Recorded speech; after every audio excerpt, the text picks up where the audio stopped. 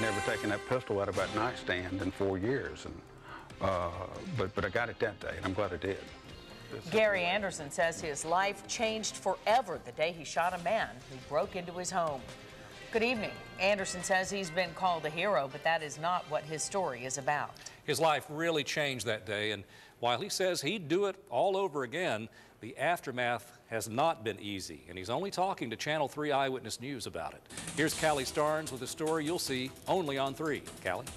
David, I met Gary Anderson 2 months ago. He was too shaken up then to go on camera, but promised when he was ready to tell his story, it would be right here on Channel 3. He kept his promise and invited us inside his home, a place he says will never be the same.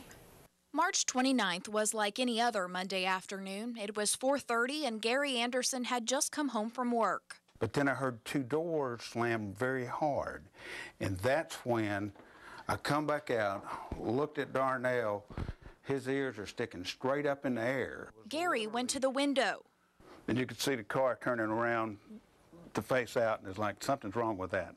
Instincts took over, adrenaline pumping. Gary reached for his gun. I took the pistol out of that drawer and went downstairs.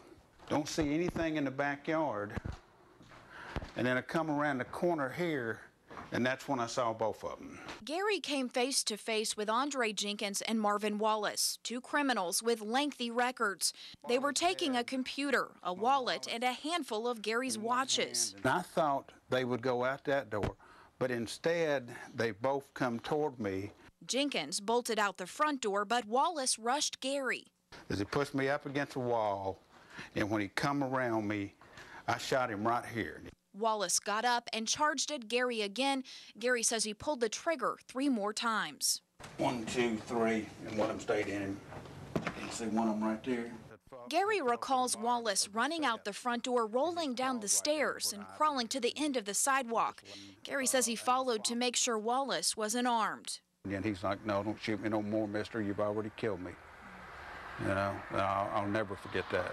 Gary then called 911. Get this to 911. Where's your emergency? Honestly, I just had a guy breaking in my house. At that point is when it really started settling in.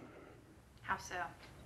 Oh, you know, the fear of the situation, the realization that you had just used force on someone, how quickly it happened, how in a split second, all of a sudden, any safety or privacy you felt in your home was completely taken away from you. Gary says from that moment on, the sanctity of home was stripped away, and so was his privacy. What I have been worried about is the cards and the phone calls I got from people saying, "You're my new hero," and I don't like that term because I don't feel anything like a hero. He spent the last 2 months in therapy, working through the trauma that came along with pulling the trigger. Did you worry that he would die? Yes, I did. I did not want that on my conscience. He says he's relieved to hear Wallace survived and doesn't worry he or Jenkins will come back. Gary says he'd pull the trigger again, but hopes he's never faced with that decision. What's in that nightstand drawer now? Another gun. Another gun. Yes, yes. You know, it is. And there's a riot shotgun under the bed. So you'll be ready if it happens again? I hope so. I mean, I hope it never happens again, and I hope nobody else has to go through this situation. I mean, it really is a nightmare. Prior to breaking into Gary's home, Marvin Wallace had been arrested nearly 50 times, once for attempted murder. Andre Jenkins also has a long record. They admitted to police they were looking for drug money when they broke into Gary's house. Gary says it's hard to understand how 2 men were free to roam the streets with that kind of record, but he'll be there when the case heads to court. He says he wants to look Marvin Wallace in the eyes. Reporting live in the studio, I'm Callie Starnes, Channel 3 Eyewitness News. Quite a story. Thank you, Callie.